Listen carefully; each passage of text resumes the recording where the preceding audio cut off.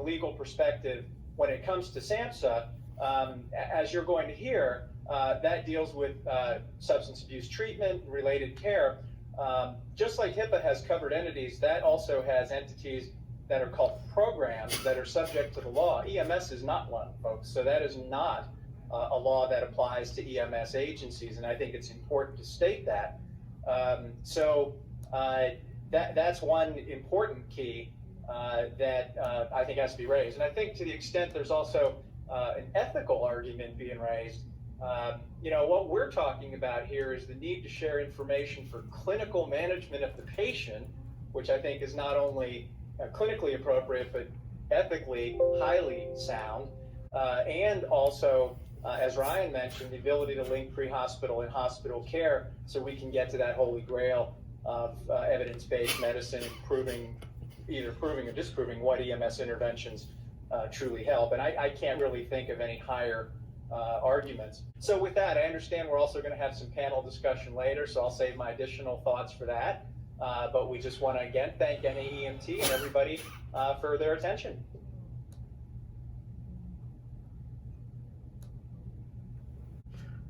Yep, we got you, Jonathan. Outstanding. I appreciate it. First of all, thank you guys all so very, very much for having me here. Jonathon Feit, Beyond Lucid Technologies, and the BrainTrust, which is our organization's consulting team. First of all, I just want to say it's really an honor and a pleasure to be here with you guys today. It's an illustrious team that I don't really feel worthy of joining to talk about some really important, what we think are important issues. And to Doug for the point that he just made in closing as far as a rebuttal, I don't know that I'd characterize that either. I don't know that's really certainly not what my goal is per se. What I am trying to do is to augment the conversation because he ends with a really important point, i.e. regarding the implications of rules like SAMHSA onto EMS, and we're also going to talk in my presentation here about the rules of things like meaningful use on EMS and how those butt into one another. So the reason why to us this felt very important and very relevant is because there are other participants in this ecosystem that we're talking about today, right? Folks like hospitals that we're asking for things back from. When we talk about ET3, there's going to be other partners in that ecosystem that we're asking for things back from, and these laws do apply to them. And so to the degree that part of EMS's objective, and again, forgive me if I speak out of turn, but the notion of an EMS transformation, you're going to hear me refer to mobile medicine through the concept, through this presentation, but really looking at it as an integrated system that touches other parts. In order to be at the table, we have to make sure we're cognizant of what those partners have to do as well. So that's really what I want to talk to you about today. I'm going to highlight what we see as the balance between the priorities on the various participants in these engagements. And so I want to state at the outset, my goal is not to undercut in any way the presentation or the paper that PWW put out. In fact, I think it's helpful to the point where it was a reiteration. And I think that one of the things that is a point that they well made, and I'm going to reiterate again in a moment, is that this is settled law, right? So the idea that data sharing involving mobile medical providers of various sorts for various purposes is settled law. Going back back on the slide you're seeing here, citing back as far as 2014 and even further back, that EMS are an important part of this conversation, important part of the ecosystem. And so there's really nothing wrong with the PWW white paper about HIPAA and interoperability. My assertion, my challenge, is that I don't know that it moves the ball forward to the point that we want it to either. Next slide, please. And the reason is because in my assertion, and again, I'm not an attorney, let me be clear from the outset, I stay at Holiday Inn Expresses every so often. I watch a bunch of Law and Order, thank my dad for that one. But I'm not an attorney, I am a technologist. I'm a business person, I deal with things like data. I live in that world, and so it's very important to me that when I see data and papers about data going back to 2002, so we're talking about the summit that took place at ASPR where they in 2015, where they talked about the ability, and again reiterated the ability to make clear data sharing with EMS is okay. You can go back an entire decade, almost a decade and a half before that, and see the same thing. Next slide, please. So and I think Doug again makes a very important point. He used the word buzzword. I use a catch-all was my version of that phrase. HIPAA is a catch-all that people use as an amalgam, there's my $3 word for the day, of the variety of restrictions placed on sharing of data where it's not appropriate. Sometimes it's also used to restrict data sharing where it is appropriate, but we think that details matter in this industry. If details get screwed up, people die. People get hurt. Information gets shared that shouldn't get shared. The protections that are placed on information, if they're not taken into account, can cause people to lose their jobs, lose their housing. That's what SAMHSA is all about. We're going to have to talk about that. So the idea that HIPAA is at issue here. Next slide, please. Is really not where we see the process falling down. It's on the specific data around that are not covered under HIPAA, or I should say that are specially covered under other things other than HIPAA, SAMHSA being one of them. And this is really important because it gets to the technical structure on how you can and can't share data in this industry, and we believe that details matter. So just to sort of cut to the punchline of a lot of detail that I'm going to try to take you through quite quickly, HIPAA is around the sharing of information. SAMHSA provides special rules regarding the sharing and restriction and ability to revoke access to specific kinds of information, particularly dealing with mental health and substance abuse. The problem is, and this is the take-home message, this is your underlined bold quote, is that electronic health records, as they are structured today, as they're used in Epic and Cerner and Meditech and McKesson and Athena and so on and so forth today, don't allow the selective revocation of access rights. So you don't have the ability to say share this but not that. And because you don't have the ability to share this but not that, you fall afoul of SAMHSA rules, not HIPAA rules. HIPAA aren't the problem. They may be the overarching umbrella that folks who are sort of uninitiated to the details talk about, but if you leave out the detail of what we can't share, then you also don't get at the solution for that. And the solution is coming in the form of the 21st Century Cures Act with some very important triggers coming in 2022. The challenge that I want to make sure we end on and segue to some other discussion later today has to do with the implication of the 21st Century Cures Act to the ET3 model, which will run into it. Next slide, please.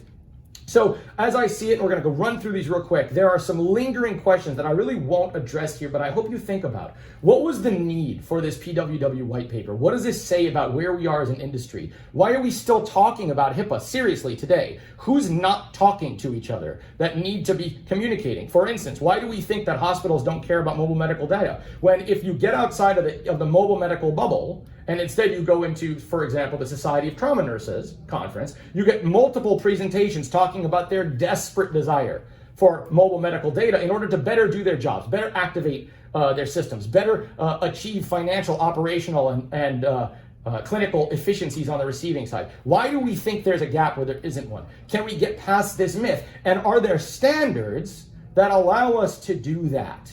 And the answer is yes. But the problem is, as we'll talk about today, there are grinding parts of our industry because different colors of government money tend to do that sort of thing. Next slide, please. And so the irony that I want to make sure we highlight here, I'll go back one if you would for a minute, is that the irony is this bottom line. The standards are in fact becoming the problem. And we've seen this slow moving train. We are banging into a train that we've seen coming down the tracks for about a half a decade. Next slide, please. And my daughter is totally going to kill me for having made this public. This is, in fact, a picture of her about a week ago.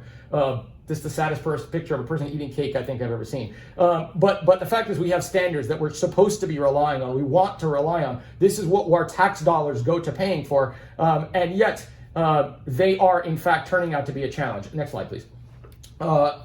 Quite literally almost about a half decade ago, these are two articles that I published, actually two forms of the same article in two different places, talking about how different colors of money derail interoperability efforts. The longer title you see on the right, Federal Funding Silos Have Hamstrung the EMS to Hospital Data Continuum and How to Correct the Disjoint. Show of hands among the audience if any of you have seen the movie Contact with Jodie Foster. I'll just give you the punchline. One of the more interesting lines in this movie, The first rule of government contracting: why build one when you can have two at twice the price? And in fact, in our industry, we have, which I consider to be healthcare, medicine, mobile medicine more specifically, we have multiple conflicting standards. And because of the provenance of EMS data, which, as we all know on this call, goes through the Department of Transportation, we have a problem, because there are mandates coming through the rest of the healthcare system, through the Office of the National Coordinator of Health IT, that are grinding against the mandates under NEMSIS. And this is starting to cause some challenges. But we've known it for a while. Next slide, please. In fact, I presented some of the answers to this, again, 3 years ago, excuse me. I'm already, I guess, into 2021. So 3 years ago, where I presented some of this at a mobile integrated health conference in Arizona. Because again, 3 years ago, 4 years ago, 5 years ago, 15 years ago, we were still talking about the same thing. And so people sometimes ask, what dog I have in this fight? Why do I care about this? And the fact is, I want us to move the conversation forward. And I think that's where I can agree with Doug and Ryan and everyone who's on this call, that if you're going to transform the industry, you need to stop talking in 2020 about what you were talking about 5 years ago. And if I can help, being a technologist who is not a clinician, I am not the person who's going to be putting meds in people's bodies and putting tubes down their throat and pulling them out of trucks. What I am going to do is try to help you tell how to share that information with others. Next slide, please. And so it first, to me, comes to understanding what the problem is so that we can address this problem head on. Right? How have the different provenances of the types of data we're talking about, and again, to underscore that Doug is right when he says that there are rules that apply to other parts of healthcare systems that don't apply to EMS, but I would contend that that's a problem because we're trying to play at the same table, right? So there's a round peg, square hole, pick your analogy issue, right? You're sitting down at Thanksgiving dinner with a vegan, right? You're going to have a problem because you're talking past one another. And if we can reconcile that, at least recognize where we can reconcile it, we can start to solve it. And in fact, that's being done. Next slide, please. There is a construct. And if this becomes, again, one of those bold-faced takeaways that you get today, there are standards for data sharing. Your tax dollars and mine paid for them. They go back to the Stimulus Act. While I was still in business school, watching my otherwise, pre-EMS, get a normal job when I come out of business school career, fly out the window in the midst of a recession in 2008. The standards were put in place for something called meaningful use, and they led to a construct known as the clinical document architecture. This is very important. We in this industry hear that systems like Epic and Cerner and Meditech and so on don't like our data. It's hogwash, to put it nicely. They would love the data, but you need to give it to them in a way that they can use, that they can consume, and those data need to be in a form that conforms with federal standardized constructs under the CDA, and soon under FHIR, which is what we're going to talk about. We're going to end today, and should be an easy name for everybody in this industry to remember. Well, it's spelled differently, but nevertheless, FHIR will get you there. So the clinical document architecture is the way that electronic health record systems today share information. So Epic and Cerner and pharmacies and all the things, even what Ryan was talking about, that's how they share data. If we are not utilizing the CDA, we are separate but equal. And considering that Justice Ginsburg just died this week, I can allude to the Supreme Court and its role in pointing out that separate but equal is not equal. If we are separate but equal, we are not at the same table. And if we're not at the same table, we have a problem. Next slide, please. Hey, John, we got like 1 more minute left if you can, sir. Okay, I can try to rush through some of this. I'm happy to share these slides. My apologies, as you can tell, I get pretty into some of this stuff. But let the point, if you could skip ahead 2 more slides, please, Melissa. Okay, these are the constructs associated with the interoperability modalities under federal use, under federal meaningful use law. Next slide, please. And as you see, the title says that you can't split out the data. This is where it comes down to the rubber hitting the road. The grinding starts to happen. And there are models out there that are cited, like the SAFER model, that have significant problems with them. I won't go into that now. We can talk about that later. They will impact the ET3 model. If that's part of the conversation later today, great. If not, I'm happy to talk to everybody individually or a separate podcast or whatever to talk about it. The SAFER model is flawed. It has demonstrated itself to be, and it will hamstring some of the go forward efforts on this. Next slide, please. The distinction comes down to whether your systems are custom built or standardized. And the problem is the custom built modality, which is what is being used today in most places cited under SAFER, including in California, where I'm based, is that those are no longer necessarily legal under the 21st Century Cures Act. If you could please forward 2 slides. And so, again, I want to make sure that I'm quite clear on this. This is where the issue comes in. It's not HIPAA, it's SAMHSA, and it's the ability to pull data out of these federalized constructs associated with sharing of information. The clinical document architecture is invariable. That's an important word. A single document. It's basically a PDF. So 2 slides ahead, please.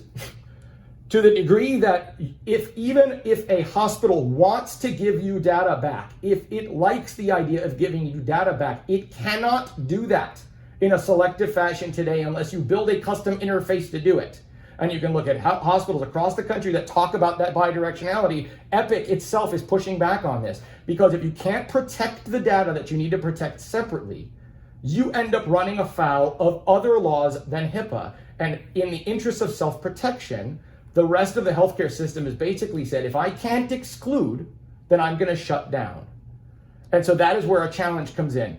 And so by talking about SAMHSA, I'll leave the rest of this for discussion at another time. We're happy to share the slides again, but let this then be the last bit and kind of the takeaway message. If a hospital system cannot exclude mental health and substance abuse data from its outputted data, returned data, using the federally mandated standards that it is conforming to, its lawyers are going to do their job and say, if we can't stop the sharing, we're not going to share anything. That is coming. If you could, Melissa, just turn to slide 35, if you would. Excuse me, 36.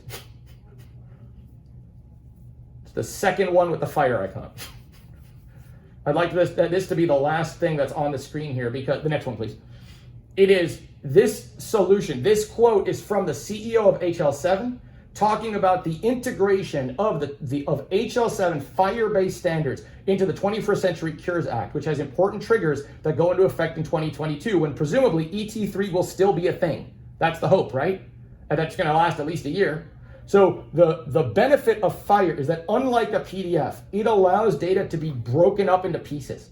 So I can say, give me back the data only for the transport I did last Thursday related to a specific person around this call. It's known technically as a query response language. It is a completely restructured version of HL7. It's taken more than a half decade to get there. And it goes into effect about 18 months from May, when this quote came down from HL7 itself. So with that, thank you for letting me geek out a little bit. Yes, sir. I'm done. Thank you so much.